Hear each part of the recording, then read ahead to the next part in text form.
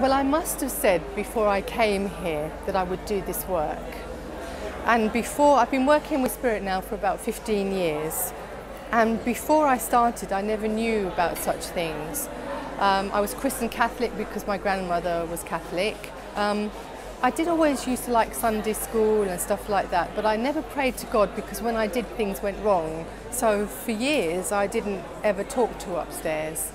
And I'm not really quite sure how I fell upon it again, but at one point there was this word karma came into my head, and I had to learn about that. I also saw things coming out in my children which I knew shouldn't be there. I wanted to be a good mum, I was being the best mum I knew how to be, and still things were not sitting quite as they should be. And I knew their upbringing was different to mine, so I guess there must be something I was doing.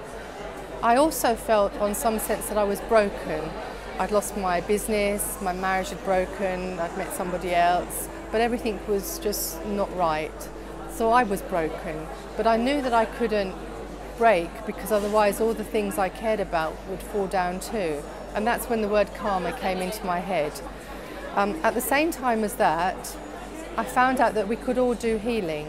And I didn't just want to be an ordinary healer, I wanted to be the best I could be. If we were all indeed like this person called Jesus, then I could heal too. But I couldn't just make people better, I could really make a difference, which is what I intended. So I learned to do spiritual healing. I never wanted to do Reiki because to me that was too commercial. So I learned to be a spiritual healer, and just after that was finished, Reiki came upon me, and I learnt Reiki as well. And I then understood I had to do it from both angles, from the physical and the spiritual. So I combined the two and drew the energy from both sources. But here's the thing, I was going everywhere healing, doing all I could. But inside me I knew that that was just a tiny drop in the ocean. If I would give 100% of my energies to what I was doing, it wouldn't be enough. I couldn't just use it for my family because they'd be oddballs. My family needed me, so I couldn't just give all my time to healing. At the same time, insights were coming through to me. I knew they were too big just for me, and I knew I had to share them, but how could I write a book? Because I'm the same as everybody else. So I said, okay, I would try. So for a year, I was writing the book, only to find out that it was actually a skeleton.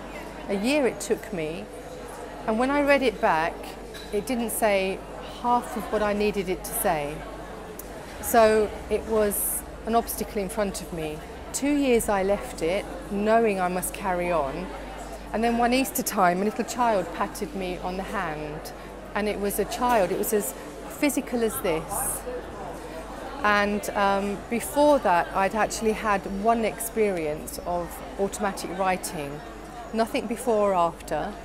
And the message came through to say, this is the Garden of Eden, this is the Garden of Eden. And after that I saw this huge golden globe just sitting in front of me. Whether I had my eyes open or closed, it was sitting there. Whether my eyes were open or closed, it didn't disappear. And that was the seal from Spirit that what I'd been given was true. But nothing could convince me that that globe wasn't real, because I knew it was. And I know now that's why I was given that as a seal of approval. Then came all the learning, all the healing, all the learning and the growth. Anyway, Easter time, a little child was given to me. Well, it was sent to me to teach me to write as a child with Spirit.